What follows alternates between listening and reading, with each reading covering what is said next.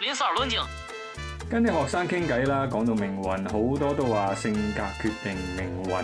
係嘅，我覺得即係性格咧係基礎嚟嘅，但係我哋嘅命運仲係要取決於我哋懂唔懂得啊喺唔同嘅場景去做決定嘅。Amazon 嘅老闆 Jeff Bezos 他就講過啦，一個人嘅一切都係嚟自於佢嘅選擇嘅。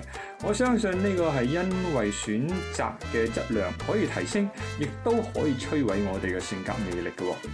而選擇嘅質量咧，嚟自於兩大因素。第一就係我哋對人性嘅了解，第二就係我哋對呢個世界嘅了解。咁樣我哋點樣去提升選擇嘅質量呢？嗱，首先我哋必須要做嘅就係思想準備，承認學海無涯。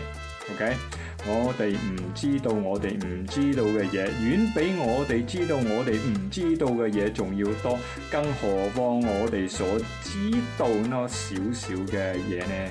所以時時刻刻都要保持一個謙卑嘅心態係最緊要嘅。有啦，即個attitude， 我哋就要堅持長期做3樣嘢嘅。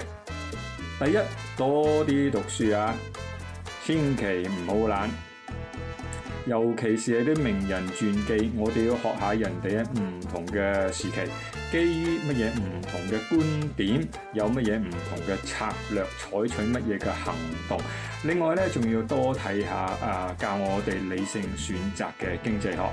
第二，多啲 friend， 擴大我哋嘅社交圈子，喺人哋嘅經驗嚟學習，因為靠我哋自己嘅一生咧，時間太短啦。呢個喺管理學裏邊咧都有講到，就係利用人哋嘅 other people's experience OPE 啊。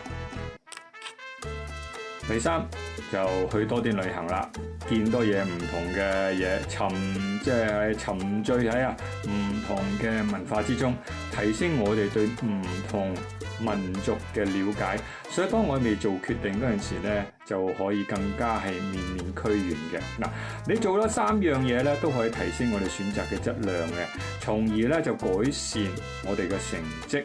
隨着時間啊，你會察覺你嘅成績咧會跟其他唔做呢3樣嘢嘅人咧有啲唔同嘅。所以得閒咧，記住多睇書、多交朋友、多旅行。如果唔係嘅話咧，你嘅機會成本係會好重㗎。嗱，記住啊，生活單止係要揾到自己，仲要加上適當嘅選擇嚟塑造自我嘅。